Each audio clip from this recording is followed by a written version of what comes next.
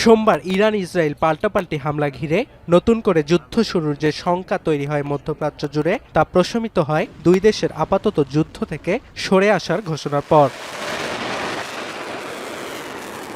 কিন্তু মধ্যপ্রাচ্যে ড্রোন, ক্ষেপণাস্ত্র সহ আধুনিক মারণাস্ত্রের ঝনঝনানি কিছুটা বন্ধ হলেও থেমে নেই কথার লড়াই। মঙ্গলবার ক্যারোলিনায় একটি নির্বাচনী জনসভায় যোগ দিয়ে ট্রাম্প দাবি করেন আগামী 2 সপ্তাহের মধ্যে ইরানের বিরুদ্ধে পূর্ণাঙ্গ বিজয় ঘোষণা করবে যুক্তরাষ্ট্র।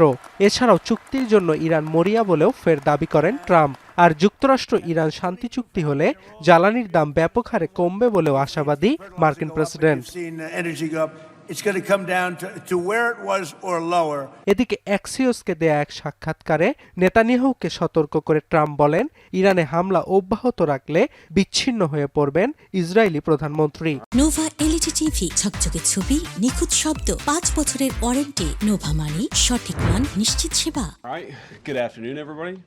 অন্যদিকে ইরান চুক্তির ব্যাপারে আশাবাদী মার্কিন ভাইস প্রেসিডেন্ট জেডি ভ্যান্সও। তার দাবি, ইরানের সঙ্গে আলোচনার মাধ্যমে নিজেদের লক্ষ্য অর্জনে ভালো অবস্থানে আছে যুক্তরাষ্ট্র।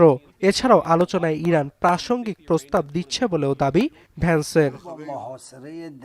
এদিকে ইরানের পার্লামেন্টের স্পিকার বাঘের গালিবাফের অভিযোগ, যুদ্ধবিরতি বা সংলাপ কিছুই চায় না যুক্তরাষ্ট্র। ওয়াশিংটনের সঙ্গে সম্পর্ক স্বাভাবিক করতে নয়, বরং যুদ্ধ শেষ করার লক্ষ্যে ইরান আলোচনা চালাচ্ছে বলেও দাবি তার। তবে পারস্পরিক আস্থা ও অবিশ্বাস আলোচনায় অন্যতম বড় বাধা বলছেন ইরানের এক আইন প্রণেতা। এদিকে সোমবারের সংঘাতের পর ধীরে ধীরে স্বাভাবিক হচ্ছে ইরানের বিমানবন্দরের কার্যক্রম। অন্যদিকে ইরানের হুঁশিয়ারি উপেক্ষা করে লেবাননে হামলা অব্যাহত রেখেছে ইসরায়েল। ঝরছে নতুন নতুন প্রাণ। বিপরীতে আইডিএফকে লক্ষ্য করে পাল্টা হামলা চালাচ্ছে হিজবুল্লাহ।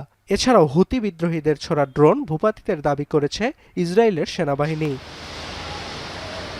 অর্ণব প্রসাদ, এখন বিশ্ব।